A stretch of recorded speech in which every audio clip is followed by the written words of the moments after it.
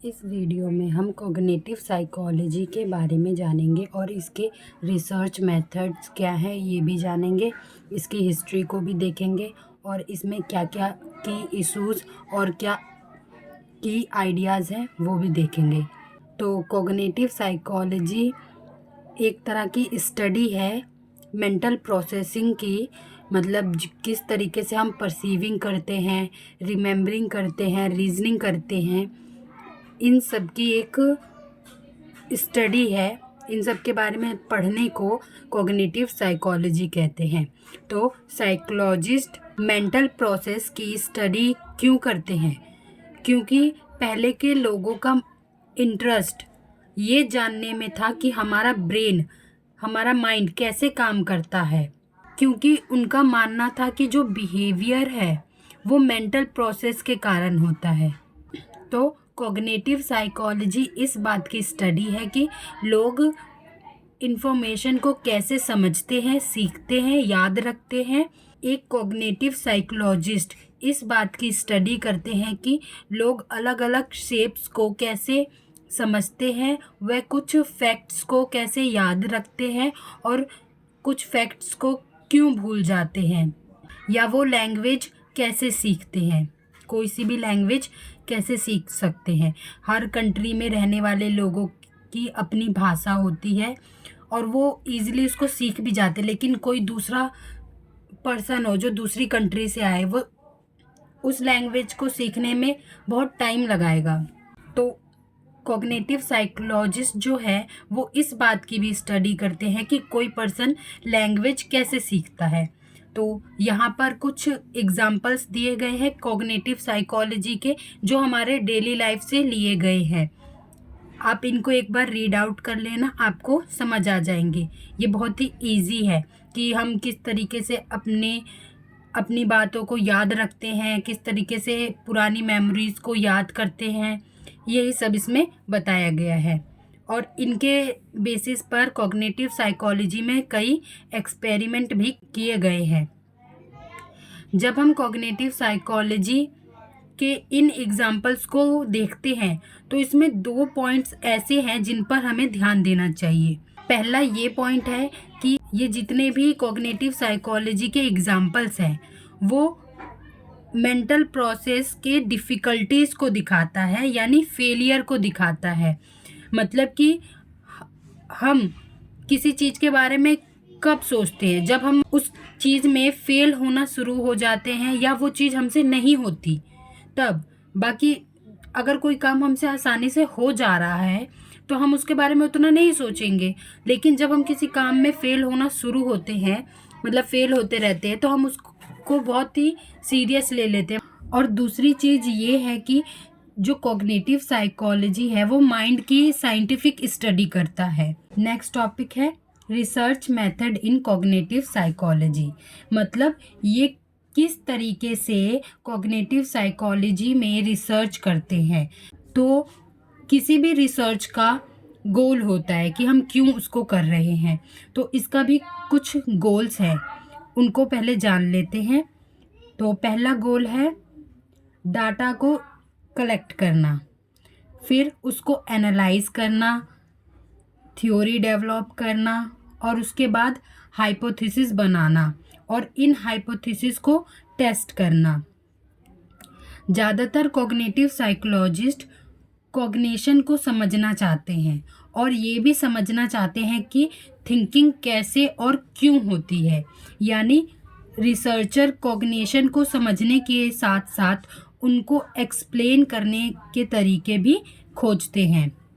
इंसान कैसे सोचते हैं इसका पता लगाने के लिए कॉग्निटिव साइकोलॉजिस्ट अलग अलग मेथड्स का यूज़ करते हैं, जैसे लैब एक्सपेरिमेंट या कोई अदर कंट्रोल्ड एक्सपेरिमेंट। दूसरा तरीका है साइकोबायोलॉजिकल रिसर्च। तीसरा तरीका है self report, case study, naturalistic observation और कंप्यूटर स्टिमुलेशन या आर्टिफिशियल इंटेलिजेंस। इन सारे मेथड्स का यूज़ करते हैं कॉग्निशन को समझने के लिए, उनको मेज़र करने के लिए। और सबके अपने एडवांटेज और डिसएडवांटेज हैं। चलो इनको एक एक करके जानते हैं। पहला है experiment on human behaviour. Controlled experimental design में एक एक्सपेरिमेंटर आमतौर पर लैब सेटिंग्स में रिसर्च करते हैं।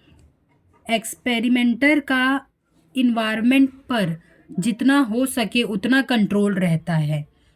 किसी भी एक्सपेरिमेंट में बेसिकली दो तरह के वेरिएबल्स होते हैं। पहला इंडिपेंडेंट वेरिएबल, दूसरा डिपेंडेंट वेरिएबल। इंडिपेंडेंट वेरिएबल और डिपेंडेंट वेरिएबल को समझने के लिए हम एक एग्जांपल लेते हैं। मान लीजिए जैसे हमें देखना है कि अगर हम किसी चीज़ को कंट्रोल कर रहे हैं तो उसका दूसरी चीज़ पर क्या असर होगा। तो जिस चीज़ को हम कंट्रोल कर रहे हैं उसे इंडिपेंडेंट वेरिएबल बोलेंगे और जिस चीज़ पर इसका इफ़ेक्ट हो रहा है उसे डिपेंडेंट वेरिएबल बोलेंगे। और यहाँ एक और वेरिएबल बताया गया है जो हमें उतना इम्पोर्टेंट नहीं लगता, मतलब जिसे हमें जिसकी ज़रूरत नहीं होती अपने एक्सपेरिमेंट में, बट उसे कभी कभी कंट्रोल करना मुश्किल हो जाता है।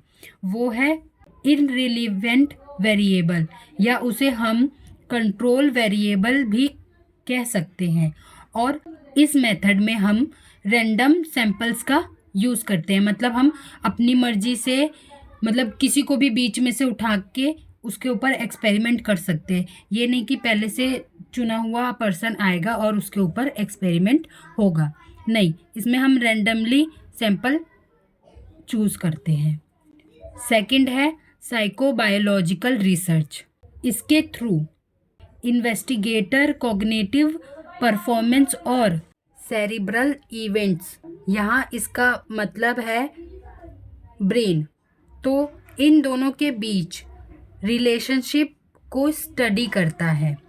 इसमें यूज़ की जाने वाली वेरियस स्पेसिफिक टेक्निक्स 3 कैटेगरी में आती है। पहली कैटेगरी में किसी पर्सन के ब्रेन का पोस्टमार्टम करके उसकी स्टडी की जाती है, ये देखने के लिए कि मरने से पहले उसके ब्रेन में क्या कॉग्निटिव फंक्शंस वर्क कर रहे थे। और दूसरी कैटेगरी में हम ब्रेन की परफॉर्मेंस को स्टडी करते हैं, जिसमें किसी तरह की कॉग्निटिव डिफेक्ट होते हैं, उनके ब्रेन का इमेज लिया जाता है और उसको देखा जाता है कि उसके अंदर कौन से न्यूरॉन्स की कमी थी या कौन सा पार्ट खराब था जिस कारण वो ऐसा बिहेवियर या ऐसा फंक्शन कर रहा था। और तीसरी कैटेगरी में हम इमेजिंग टेक्निक का यूज़ करके नॉर्मल परफॉर्मेंस को देखते हैं कि ब्रेन में क्या एक्टिविटी हो रही है। मतलब कि इसमें भी हम ब्रेन की इमेज लेते हैं और उसको देखते हैं, एनालाइज करते हैं कि किसी नॉर्मल पर्सन में कौन सी एक्टिविटी हो रही है। फिर इन दोनों को मैच करते हैं कि कौन सी कमी है डिफेक्टिव पर्सन में और नॉर्मल पर्सन में, क्या डिफरेंस है, ये देखा जाता है इसके अंदर।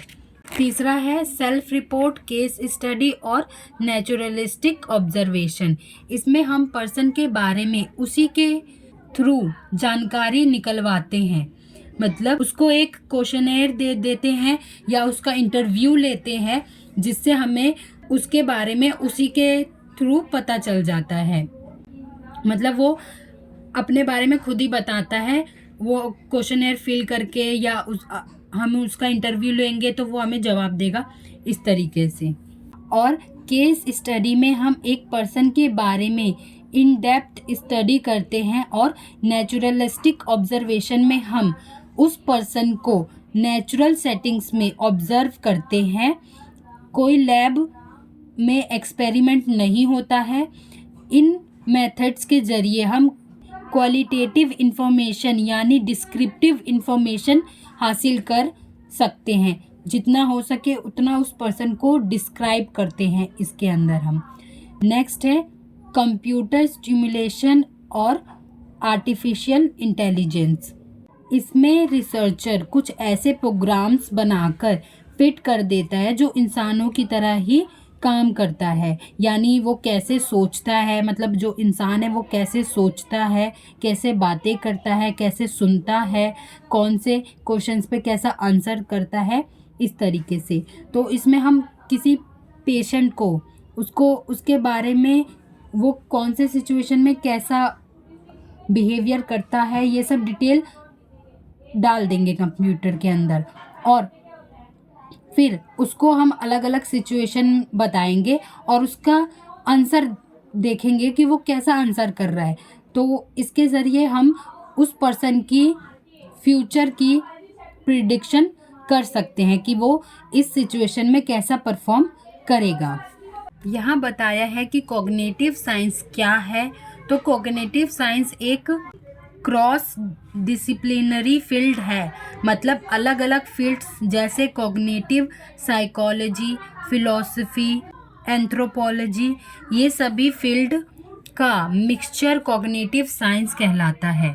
कॉग्निटिव साइकोलॉजिस्ट स्टडी करने के लिए इन आइडियाज़ और मेथड्स का यूज़ करते हैं, जैसे ह्यूमन नॉलेज कैसे ऑब्टेन करते हैं और इसका यूज़ कैसे करते हैं। वो दूसरे साइकोलॉजिस्ट के साथ मिलकर भी काम करते हैं, जैसे social psychologist, psychologist who study motivation and emotions.